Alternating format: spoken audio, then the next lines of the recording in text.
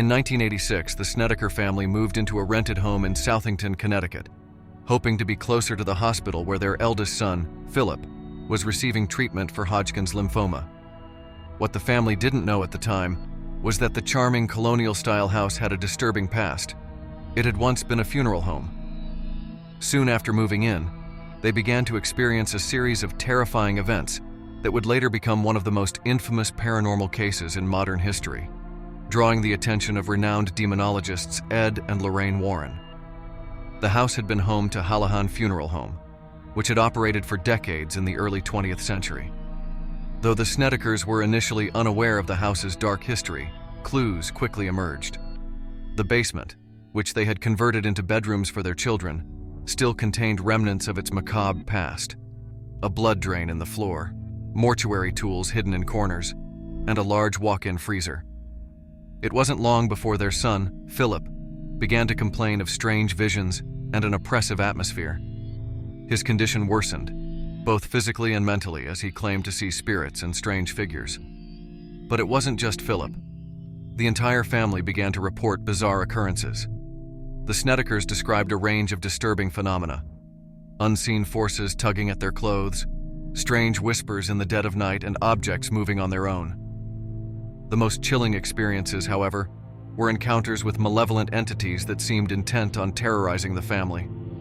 Carmen Snedeker, the mother, claimed to have seen apparitions of deceased individuals, some of whom were behaving in grotesque and sexually suggestive ways. One of the most shocking claims was that members of the family were physically assaulted by these unseen forces. Desperate for help, the Snedekers reached out to Ed and Lorraine Warren, two of the most famous paranormal investigators of their time.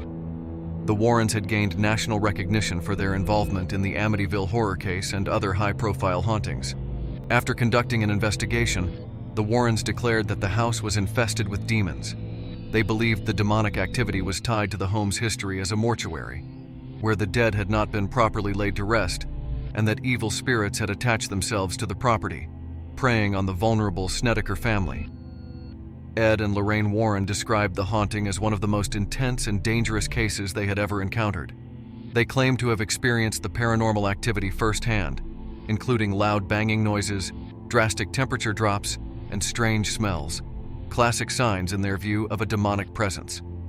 The Warrens performed a blessing of the house, a rite they had used in other hauntings, in an attempt to cleanse the home of its evil entities. The case of the Snedeker family attracted widespread media attention, especially after the Warrens became involved.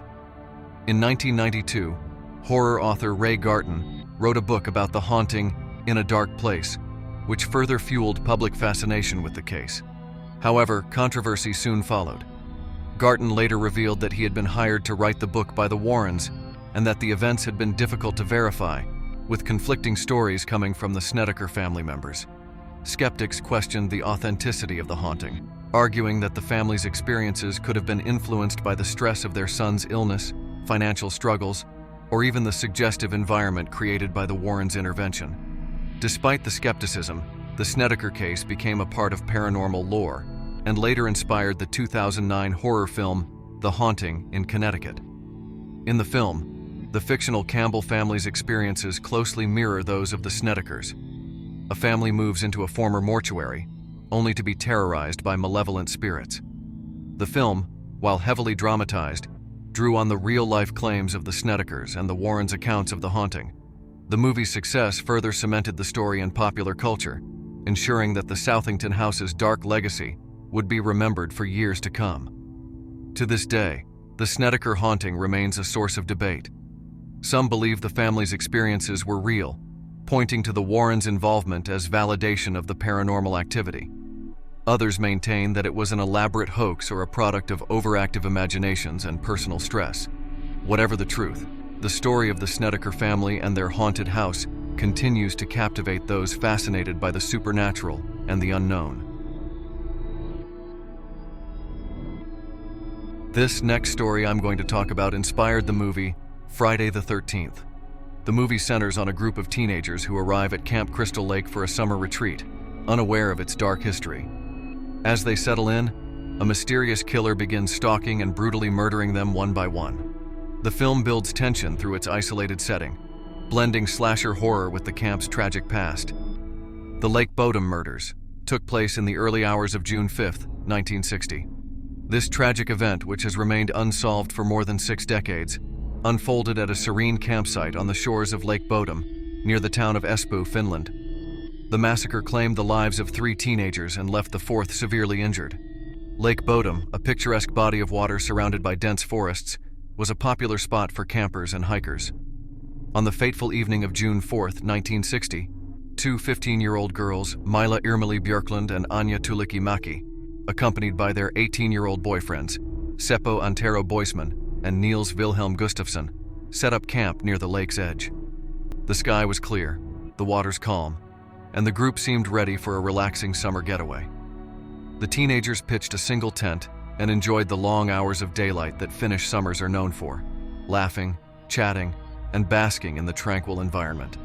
As dusk deepened into night, the group retired to their tent. Lake Bodom's stillness was broken only by the occasional rustling of trees or distant calls of wildlife. Sometime between 4 and 6 a.m. on June 5th, an unknown assailant descended upon the tent. The attacker brutally tore through the canvas, armed with what investigators believed to be a knife and a blunt object, possibly a stone. The teenagers were taken completely by surprise, with no apparent signs of a struggle outside the tent, leading investigators to believe that the killer's assault was swift and frenzied. Mila Björklund, who was found to have sustained the most grievous injuries, was particularly targeted. Her body bore signs of multiple stab wounds, indicating that she had been repeatedly struck even after she was already incapacitated. Anja Mäki and Seppo Boisman were also viciously attacked, their bodies left to bleed out in the tent. The level of violence suggested an extraordinary degree of rage or a deeply personal motive, though no clear evidence ever emerged to support this theory. The sole survivor, Niels Gustafsson, was found outside the tent, barely clinging to life. He had suffered serious injuries, including a broken jaw, concussion, and various knife wounds. However, unlike the others, he had not been fatally wounded. His position outside the tent suggested he may have been dragged or crawled out after the attack, though how or why he survived when the others did not remains a perplexing question. The bodies were discovered later that morning by a group of birdwatchers who had ventured to the lake. Horrified, they immediately contacted the authorities, who arrived at the scene. The police were confronted with a chaotic and gruesome sight: the blood-soaked tent, slashed to ribbons, and the bodies of 3 teenagers, still wrapped in their sleeping bags, lay motionless inside. Gustafsson, unconscious but alive, was found some distance away, surrounded by blood-stained grass. The investigation was immediately hindered by errors. The crime scene was not properly secured, and curious onlookers, including journalists and locals, traipsed through the area, potentially contaminating crucial evidence. Forensic techniques in the 1960s were limited, and much of the evidence gathered would later prove insufficient to lead to any definitive answers. The investigation into the Lake Bodom murders quickly became one of Finland's most extensive. Theories ranged from local petty criminals to escaped mental patients. Over the years, several suspects were considered, but none could be conclusively linked to the crime.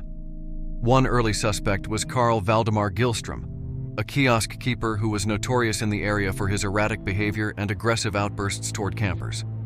Gillström allegedly had a deep hatred for those who camped near the lake, often chasing them away from the area. Some locals claimed he had even confessed to the murders while drunk, but these admissions were dismissed as incoherent ravings. Gillström drowned in Lake Bodom in 1969, an apparent suicide, taking whatever secrets he may have had to his grave. In the 2000s, new DNA testing techniques and re-examinations of old evidence led the police to reopen the case, with suspicion falling on Niels Gustafsson, the sole survivor. It was theorized that a quarrel within the group, perhaps fueled by alcohol or jealousy, led to a violent confrontation, and that Gustafsson had killed his friends in a rage.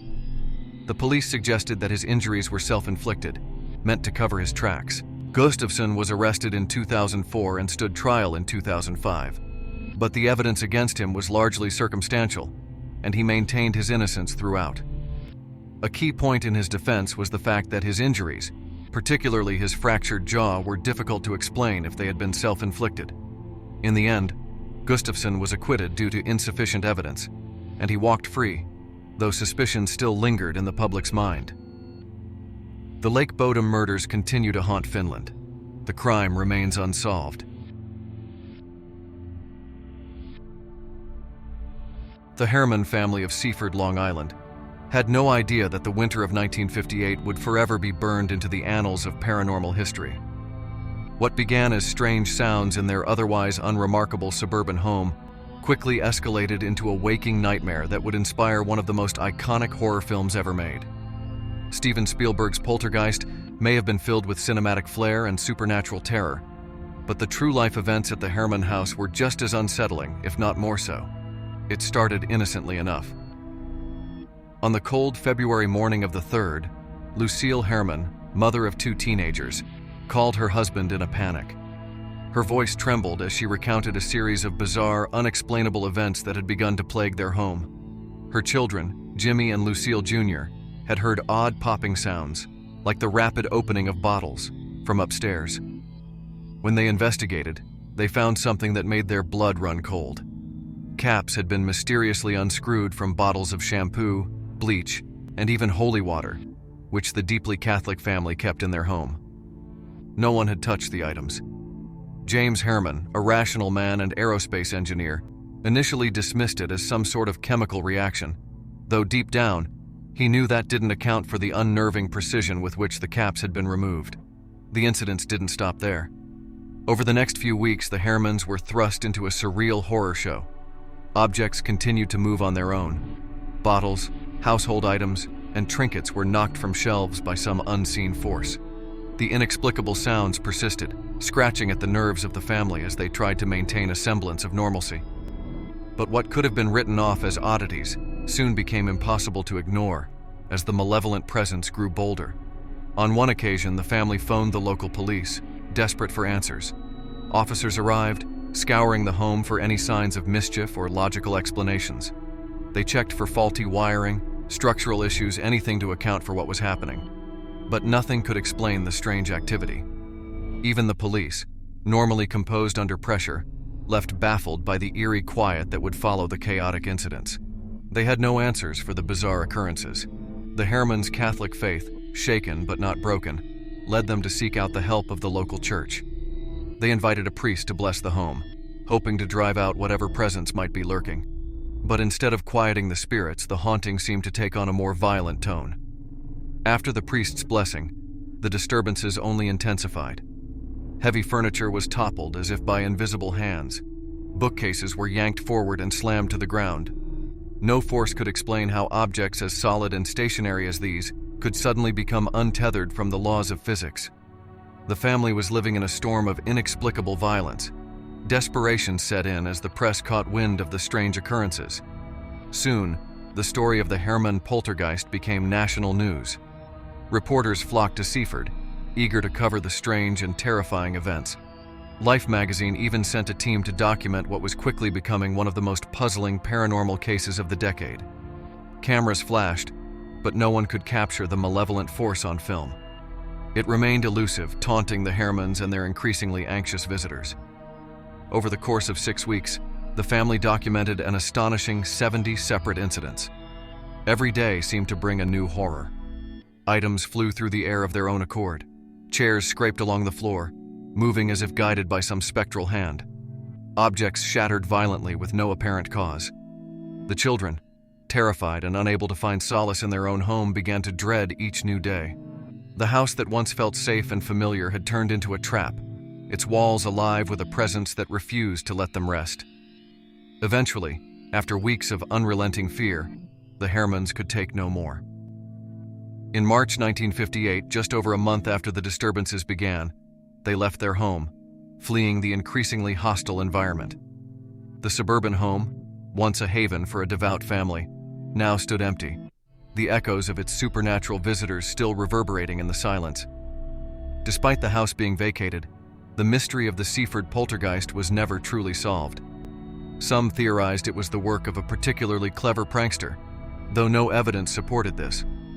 Others believed that the family's Catholic faith had somehow stirred up dormant forces, though this too remained unproven. Theories abounded, but one thing was certain: something unnatural had haunted the Herman family during those cold winter months. Decades later, When Spielberg's Poltergeist brought the concept of a haunted suburban home to the big screen, it wasn't merely an exercise in fiction. The horrifying events of 1958, though softened and exaggerated for Hollywood, provided the foundation for a film that would terrify audiences for generations. But for those who remembered the Herman's ordeal, the line between fact and fiction was far thinner than anyone might have expected. Even now, the tale of the Seaford poltergeist lingers, a chilling reminder that sometimes the strangest and most terrifying stories are the ones grounded in reality. Thank you for watching. If you enjoy our content, please support the channel by liking, subscribing, and sharing with your friends.